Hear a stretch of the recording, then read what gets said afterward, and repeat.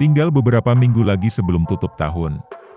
Tapi di saat banyak pasar saham di luar makin ramai menjelang akhir tahun, pasar saham di Indonesia masih saja kering likuiditas. Apa sebenarnya yang terjadi? Kemana dana-dana itu lari? Apakah kondisi akan membaik tahun depan? Bagaimana kita memanfaatkan kondisi ini dalam berinvestasi? Berikut ini insight tentang pasar dari Demetrius Aripitoyo, pengamat dan praktisi investasi. Kalau dilihat sebenarnya marketnya ini nggak gerak sih. Ini praktis kita nyampe 7.000 itu kan karena ada aman, ada brand gitu ya.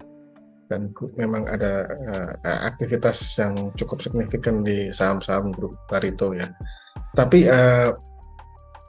kalau itu ditarik keluar, itu sebenarnya indeksnya kan di bawah 7.000 juga. Gitu.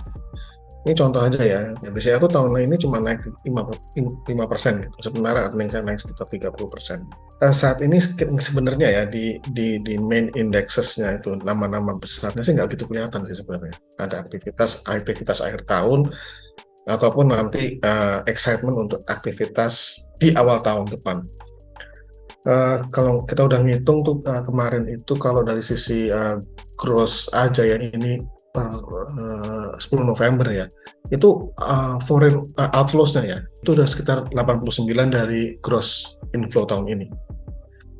Yang outflow-nya bond itu sekitar 38% dari gross inflow tahun ini. Jadi bisa dikatakan untuk equity itu tinggal sisa 10% dari gross inflow tahun ini yang masih tersisa per 10 November kemarin. Para bond dan equity kumulatif inflow-nya tuh dari puncaknya itu udah turun sekitar 49%. Jadi emang asingnya itu keluar. Jadi kalau mau dilihat dari sisi activity sebenarnya hanyalah aktivitas di beberapa saham tertentu, sementara in totality itu sebenarnya agak weak ya.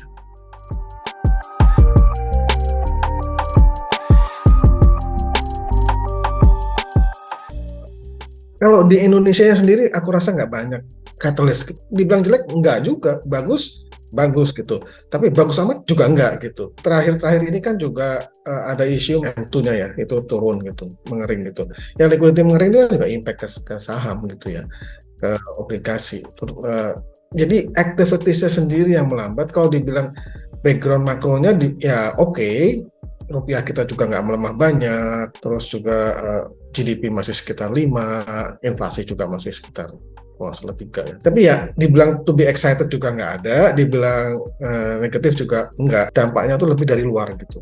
Dampak lebih dari luar itu memang karena di luar itu volatility-nya cukup tinggi gitu kan. Pernah treasury-nya 5, 10 year ya, terus kemudian balik ke 4,2, orang lari dari Indonesia, kembali lagi masuk ke US, North Asia. Jadi lebih karena faktor di luar yang menyebabkan posisi Indonesia ini jadi komparabilitasnya dibanding yang lain tuh jadi kurang gitu. Contohnya ya, sekarang tuh yang India tuh naiknya kencang loh. India tuh sekarang udah 4 triliun market ya kalau nggak salah. Jadi India tuh hot gitu. Memang Indonesia tuh ada beberapa hal sih. Yang pertama liquidity marketnya kan juga kurang ya. Dilihat tuh liquidity marketnya tuh juga makin terfokus pada sejumlah nama. Kemarin kita ngitung tuh kalau nggak salah yang di atas 10 juta US transaksi hariannya, average daily transaction itu cuma 12 nama gitu. 2 nama aja itu aman sama brand yang valuasinya memang udah tinggi sekali. The rest is cuma 10 nama gitu. Jadi dibanding negara-negara lain, jadi memang isunya adalah liquidity-nya juga enggak, orang juga bingung mau masuk ke sini, kecuali bank tuh mau masuk apa gitu. To be excited on Indonesia itu not always can be reflected itu di sahamnya gitu. Banyak juga yang datang ke kita, mereka bullish gitu ya. Terus ketika tanya tuh, mereka tanya saya beli apa? Nah bingung juga kalau itu saya beli apa, karena kepentok gitu. Yang market cap-nya pas, yang market cap-nya cocok, itu cuma banks gitu. Nah kalau sekarang ini yang di atas 10 juta US, di mana mungkin mereka lebih bisa masuk. BRI, BCA, Mandiri, Aman, Telkom, Goto, BNI, Astra, Medco, Barito, PGO, Boga, coba. Pilihannya tuh susah gitu.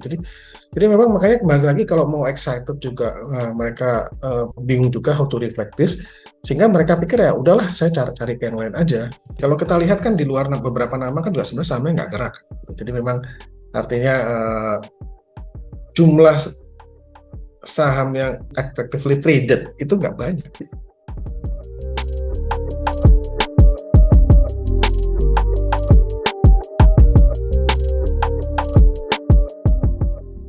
Kalau dari sisi makro sebenarnya dibilang jelek nggak sih? Certainly election bring added uncertainty, even though nggak terlalu uncertain juga gitu. Tapi ya paling nggak juga mau excited on elections juga nggak juga gitu. Jadi kan orang nunggu juga gitu. Sementara dari sisi makro oke. Terus kalau oke itu saya mesti kemana gitu di luar bank? Waktu itu komoditi hot kan, jadi orang bisa main nikel, bisa main batu bara, bisa main minyak gitu ya. Nah oke, take that aside gitu.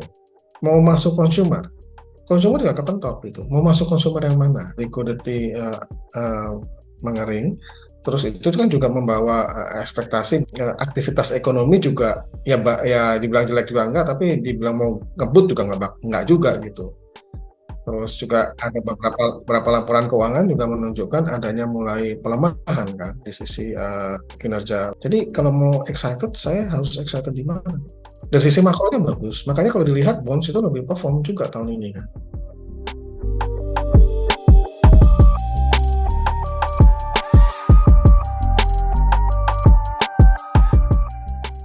Pemilu ini orang selalu berpikir ada impact-nya. Menurut saya enggak. Menurut saya yang paling penting itu bagaimana di luar itu akan kejadian. Misalnya kayak bagaimana misalkan Fed rate, bagaimana misalnya treasury yield, bagaimana commodities gitu. Karena kita tuh praktis isinya di luar bank itu yang ada tuh commodities gitu. Sama consumers, tapi so far nih consumers ini turun juga nggak banyak, naik juga nggak banyak gitu. Jadi ya gitu-gitu aja gitu. Kayak Unilever juga ada isu kena boykot. Kalau faktor-faktor itu nggak nongol di tahun depan, misalnya Fed rate kan turun 4,2. Oke, good. Rupiah udah mulai stabilize, good. Kalau itu stabil, mungkin market kita bisa didatengin lagi. Mungkin ada pembelian lagi di perbankan, mungkin ada excitement di sisi mid cap gitu ya, mungkin ada. Tapi ketidakpastian itu kan selalu menghantui gitu. Karena volatilitas yang terlalu tinggi, orang juga jadi jitter. Wah, saya pegang ini tiba-tiba berat bisa balik sewaktu-waktu. Ya kita sih berharap sih mudah-mudahan ya Fed-nya tuh nggak balik lagi naik gitu. Mungkin harapannya sih turun. Kalau Fed-nya turun, commodity mulai improve, saya rasa activity itu mulai ada sih.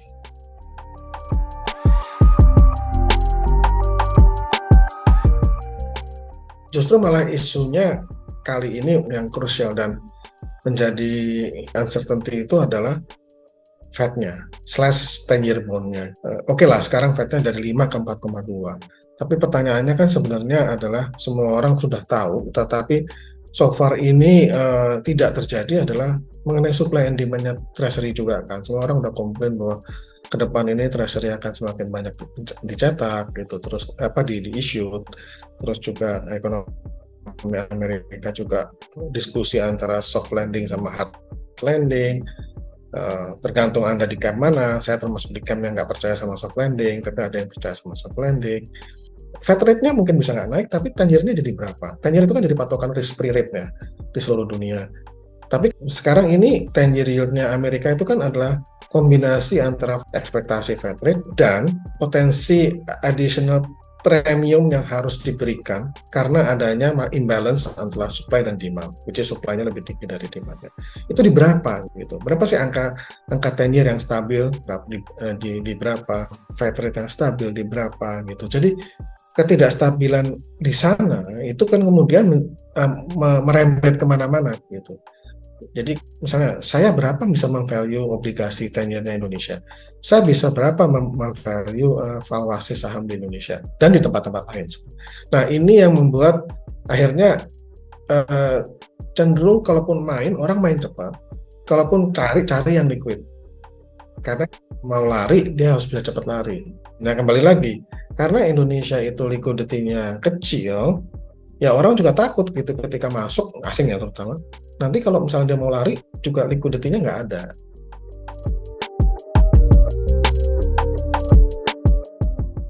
Kita tuh sekarang sekitar 13,8 ya, 12 month forward, historicalnya sekitar 16-an. Jadi memang kita tuh valuasinya tuh below historical range. Ini kalau PE as percent of average ya, since 2012 itu kita tuh di 86%. Jadi artinya jadi below historical range, jadi 0,86 kali average gitu. PBV juga kita 0,76 kali average gitu. Jadi artinya memang secara valuasi below average. Pertanyaannya adalah, will PE ini kembali ke average atau ada kenaikan? Ya tergantung juga. Kalau menurut saya ini memang turun karena liquidity-nya turun gitu. Kalau liquidity-nya turun, valuasinya jadi turun. Kalau liquidity-nya naik, valuasinya jadi naik. Jadi kalau misalnya kita bullish on Indonesia against US dollar, which is tahun ini kan kita bagus against US dollar, ya melemah tapi nggak terlalu lah gitu. Kalau kita taruh di bonds gitu. Jadi volatility di bonds juga cukup menarik sebenarnya kan. Pernah 7, sekarang 6,6 gitu yang 10-year kita. Jadi refleksi itu bisa lebih gampang ke 10-year bonds gitu. Dan juga liquidity-nya lebih terjaga. Kalau mau keluar dijagain sama BI gitu. BI kan nggak mau rupiahnya melemah. Jadi kalau mau keluar volatility rupiahnya kan akan dijagain gitu. Jadi kalau main gitu ya risk wise-nya tuh mendingan main di bonds memang saat ini. Concern pemerintah akan lebih tinggi ke bonds daripada ke saham.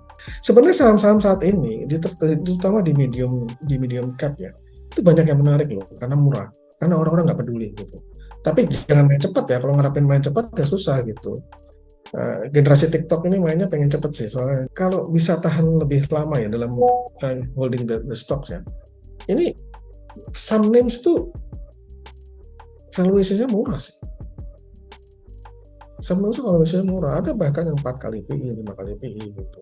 Ini kesempatan actually to buy some names, tapi memang harus tahan aja.